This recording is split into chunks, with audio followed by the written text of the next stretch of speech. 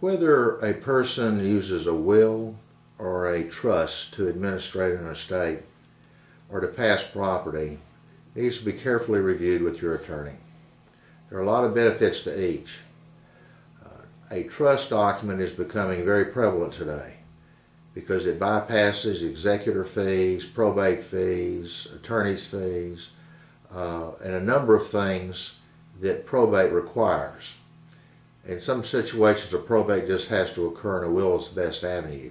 But if you do elect to go with a trust, be sure your trust document establishes how your property is to pass. The fiduciary duties of a trustee are extreme.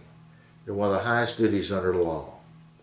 They're the duties a man owes to his brother, and the highest level of honesty and integrity in dealing is required.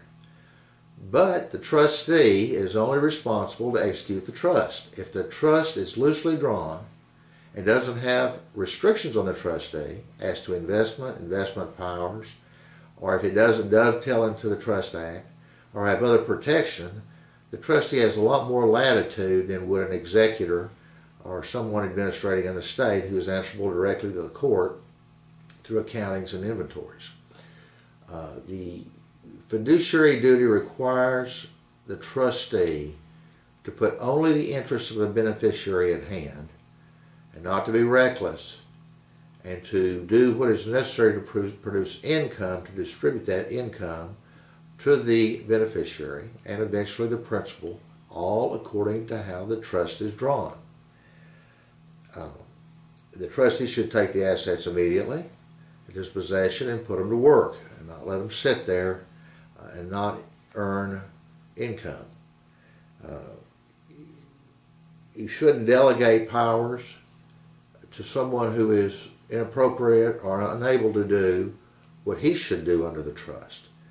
He may use delegates to further the interest of the beneficiary in expertise of investment. But you should pick a trustee that has some basic idea about finance, risk, and making money grow. In today's economy, that's a high task for anybody.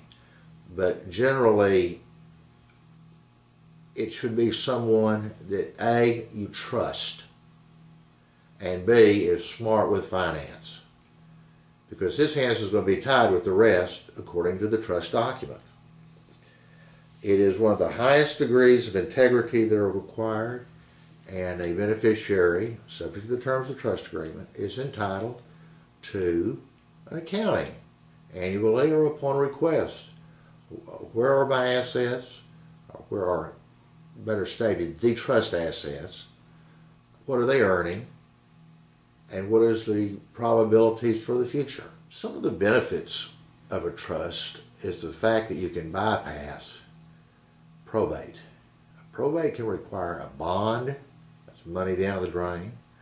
It can, assuming there's an honorable executor or trustee, it can bypass significant attorney's fees, and it can bypass the expenditure of time a probate requires in the filings with the court. There are some probate procedures that are quicker and directly to the point if you have an independent executor, and they're worthwhile. And in some situations, you just have to probate a will. But if you can create a revocable trust, then if you wish to change the terms during your life, you can simply make the changes to the trust.